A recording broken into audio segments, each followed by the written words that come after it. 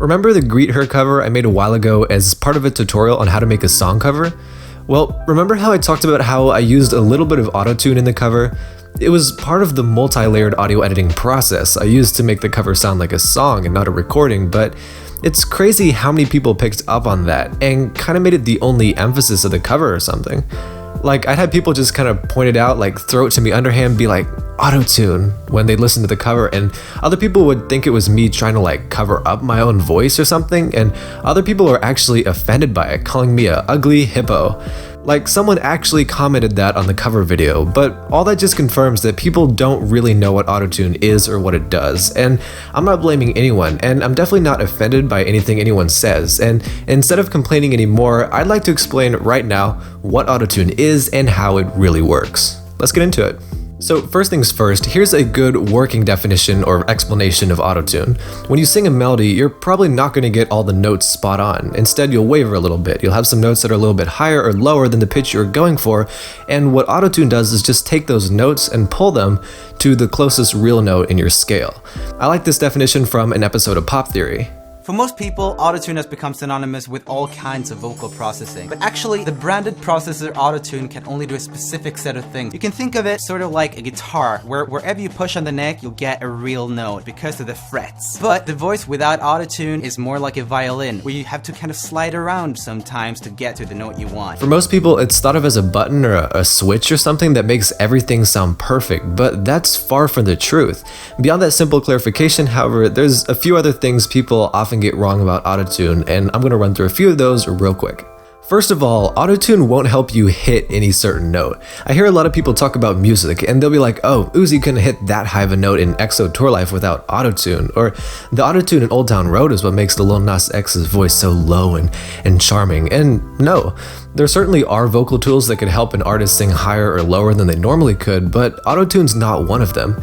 In order for AutoTune to do its job of fixing slightly off notes, you have to sing pretty much at the notes in that key, and if you can't, AutoTune is not going to help you. For example, here's me singing the chorus of Makeup in a key of E sharp. Your makeup stay my favorite jeans. I ain't washed them in weeks. Scratch your name in the seams. But if I miss that high note, or if I just can't sing it, AutoTune is not going to help me. Your makeup stay my favorite jeans. I ain't washed them in weeks. Scratch your name in the seams. Also, AutoTune can't make anyone sound perfect. Someone with a nasally voice or a gravelly voice is going to sound just as nasally or gravelly with AutoTune, because AutoTune just fixes the pitch of the notes and doesn't change the vocal quality. So if I sing Lucid Dreams like a freaking annoying chipmunk, AutoTune is not going to fix the annoyingness of my voice. I still see your shadows in my room. Can't take back the love that I gave you. And if you mess up the notes of a melody so bad that they're actually closer to a different wrong note in that scale, then AutoTune's gonna pull them to that wrong note and mess everything up. I actually struggled with this a lot when I made my Greet Her cover. I actually had to record the chorus over and over and over again because I kept singing this one note a bit too high, and AutoTune kept pulling it to a higher note than it was supposed to be, and it just sounded awful. So it happens to everyone. The last assumption about AutoTune is that it makes you sound like a robot, and this one is actually kind of half true. For all the examples you heard so far in this video, I had the retune speed in AutoTune set to 0, which basically means AutoTune is correcting the notes instantaneously, which does make you sound kind of like a robot. T-Pain. But the retune speed in Audacity ranges from 0 all the way to 400, so the effect can range from robotic to barely noticeable at all. So if you listen to the chorus of Emotions at a retune speed of 0, I sound pretty dang robotic. She said I drove her away with my emotions.